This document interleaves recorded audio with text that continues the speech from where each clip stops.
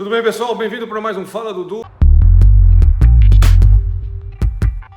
A gente fez uma sériezinha aí sobre crescimento e agora a gente vai fazer uma sériezinha curta sobre inflação. Então a primeira coisa que a gente discute quando vai falar de inflação é por que a inflação alta é ruim? Inflação alta, né? O Brasil, a América Latina passaram por anos de inflação alta. Os anos 80, metade dos anos 90, em muitos lugares como no Brasil, por exemplo, foram anos de desorganização da economia causada por uma inflação muito elevada. Então a primeira coisa sobre a inflação muito elevada, que ela é ruim, é que é isso, ela gera muita incerteza. Você não sabe, por exemplo, você é um empresário, né? Você tem que precificar um bem que você está vendendo. Está tudo subindo tão rapidamente, numa taxa tão louca, que você não sabe quanto que você deve reajustar 51% ou 55% do preço. Então isso gera uma ineficiência. Quando está tudo subindo a, digamos, 4%, 3%, 5% ao ano, você olha, não, então agora está tendo mais escassez aqui do meu bem, ficou mais caro produzir, sei lá, camisetas, então eu vou subir 7%. É mais fácil de você entender o que é no linguajar do economista, é mais fácil entender as diferenças, o que é preço relativo,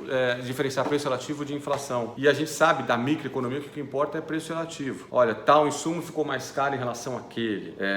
O tal bem, pro lado do consumidor, ficou mais caro do que aquele lá, relativamente.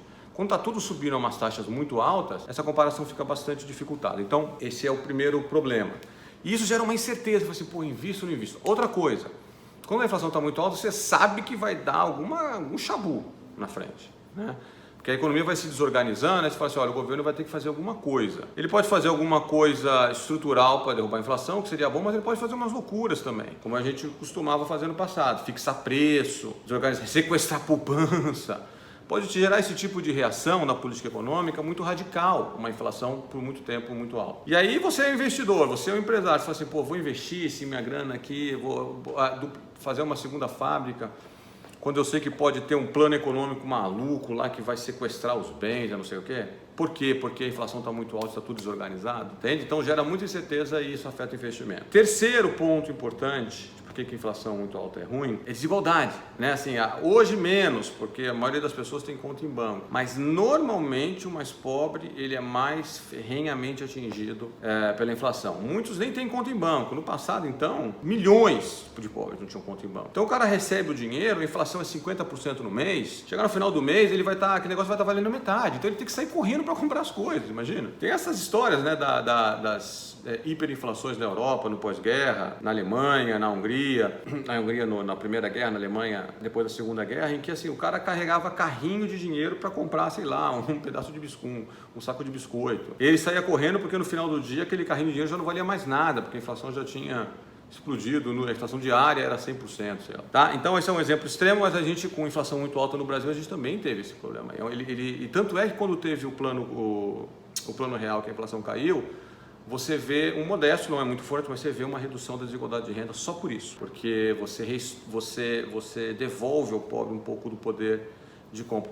A pessoa chamada classe média ou mais rica, etc., o cara tem conta no banco, então ele compra um título lá, ele bota numa operação financeira que está indexada à inflação, e aí ele não vai perder tanto dinheiro por conta da inflação, né? Mas o pobre que recebe ali o dinheiro em cash mesmo, sabe, no papel e tal, esse cara pode se ferrar com uma inflação muito alta. O quarto motivo é um motivo interessante, super interessante, eu acho que tem que pensar a microeconomia da coisa, ela gera uma ineficiência produtiva, a inflação, pelas ações, digamos, do setor privado, que o setor privado tem que tomar para se proteger da inflação. Então, por exemplo, se eu sou uma empresa e eu estou num mundo de inflação muito alta, a coisa mais importante para mim nem é inventar um produto novo ou baratear o custo, por exemplo, da produção de alguma coisa. Nesse caso, o que vai ser mais importante para mim é assim, entrou a receita, como é que eu protejo a minha receita da corrosão inflacionária? Dela ser corroída. Então, nesse caso, você olha lá nos anos 80 no Brasil, as empresas tinham setores, departamentos financeiros gigantescos.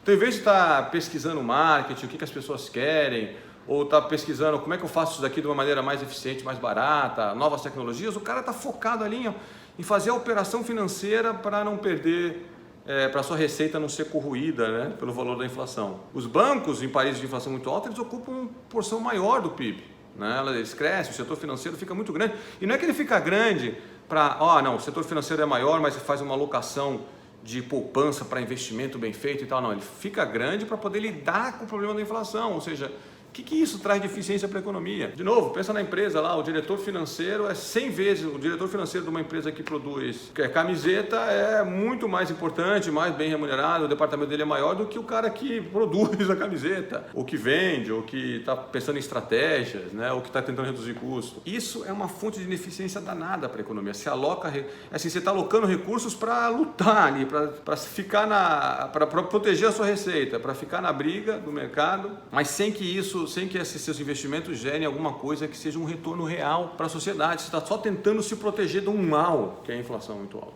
Então a inflação muito alta tem esses problemas. Os países que estão com inflação muito alta, geralmente são países que não estão, a produtividade não está crescendo, a economia não está crescendo, o país não está se desenvolvendo. É um verdadeiro flagelo. Para derrotar a inflação muito alta é fácil e não é ao mesmo tempo. Assim, a inflação muito alta ela vai tomando conta, vai machucando demais a economia, né? Então, por um lado, ele empurra os incentivos para vamos fazer alguma coisa. O problema é que aí vem umas ideias esdrúxulas, às vezes, como eu falei, como um congelamento. Por outro lado, quando ela está tão alta, acho que assim, o consenso de que algo tem que ser feito também, essa coisa do consenso de que algo tem que ser feito é mais forte. Então, não é por outro lado, né? É o mesmo lado.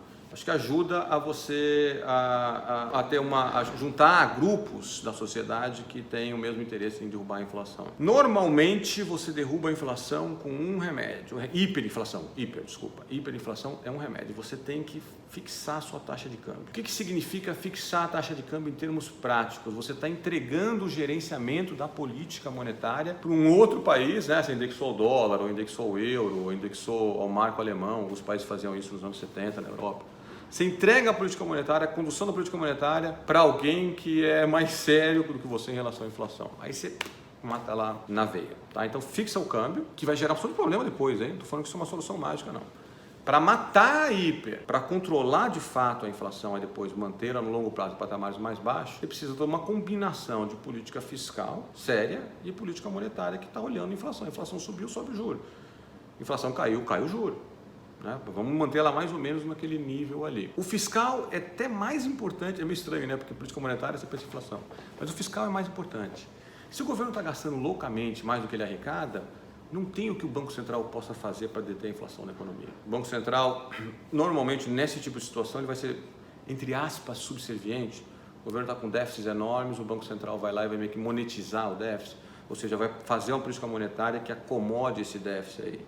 E a única maneira de você acomodar um déficit muito alto, né, se é difícil subir imposto, é via imposto inflacionário, é via corrosão. Por que chama-se imposto inflacionário?